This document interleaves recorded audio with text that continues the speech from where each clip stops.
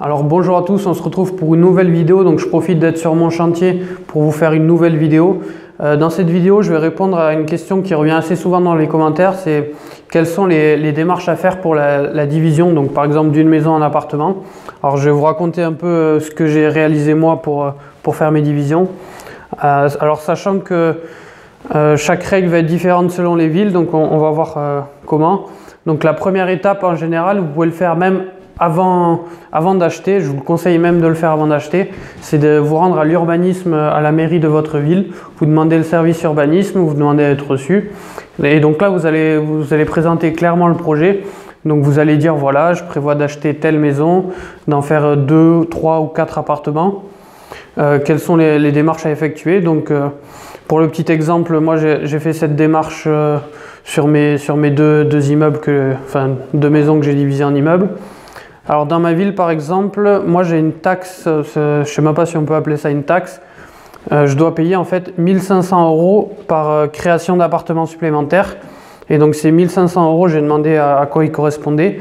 Et ils correspondent en fait, la ville s'en sert tout simplement pour, vu qu'il va y avoir plus d'eau usée, vu qu'on fait 2 appartements, cette taxe sert à payer en fait les eaux usées pour l'appartement. Alors c'est une taxe qu'on paye qu'une seule fois au début. Et donc par exemple, si on divise un appartement en 2, on va payer une fois la taxe. Donc c'est parce qu'on crée un logement supplémentaire. Donc moi il y avait cette taxe de 1500 €. Alors je ne sais pas dans les autres villes si c'est le même montant, si c'est obligatoire, etc. Donc c'est pour ça qu'il faut aller se renseigner. La deuxième chose, quand vous allez à l'urbanisme, demandez au niveau des taxes parking comment ça se passe.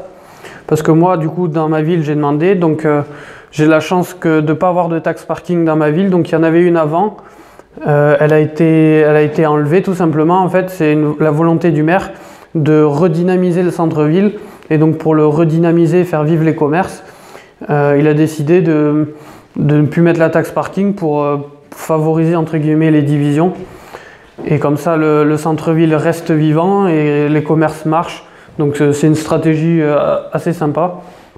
Donc moi j'ai pas de taxe parking à payer. Donc là par exemple pour cette division je vais payer que 1500 € moi. Alors pourquoi 1500 € sachant que je fais 3 appartements? C'est parce que quand j'ai acheté cette maison, en fait c'est 2 maisons, sur le cadastre ça représente 2 maisons. Donc un appartement aura un cadastre et j'ai plus qu'à en diviser un autre en 2, donc je vais payer 1500 €. Donc une fois que vous êtes renseigné au niveau de la taxe parking, alors petit exemple, la taxe parking, donc moi j'en paye pas dans ma ville, mais je suis en train de chercher à investir dans les villes autour en ce moment. Et la ville voisine par exemple demande 8000 € de taxe parking.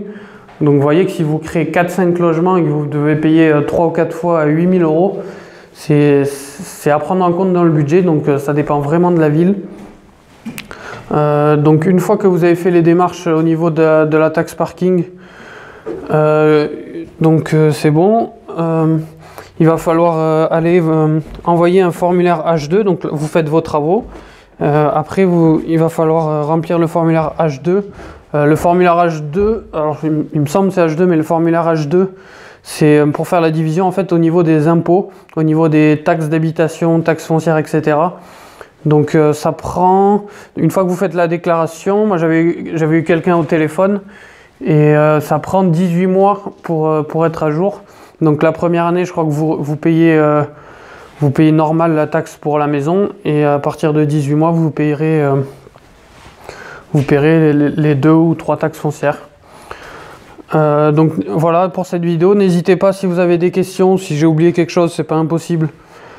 Sur les divisions d'appartements, donc c'est vraiment pas compliqué. Moi sur cette division je paye que les 1500 € pour diviser en 2 une partie cadastrale, donc il n'y a pas autant de coûts, mais renseignez-vous parce que d'une ville à l'autre, moi c'est 1500, la ville à côté ça peut être 10-15 000, donc renseignez-vous.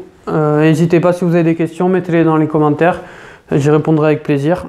Donc voilà pour cette vidéo, allez à plus.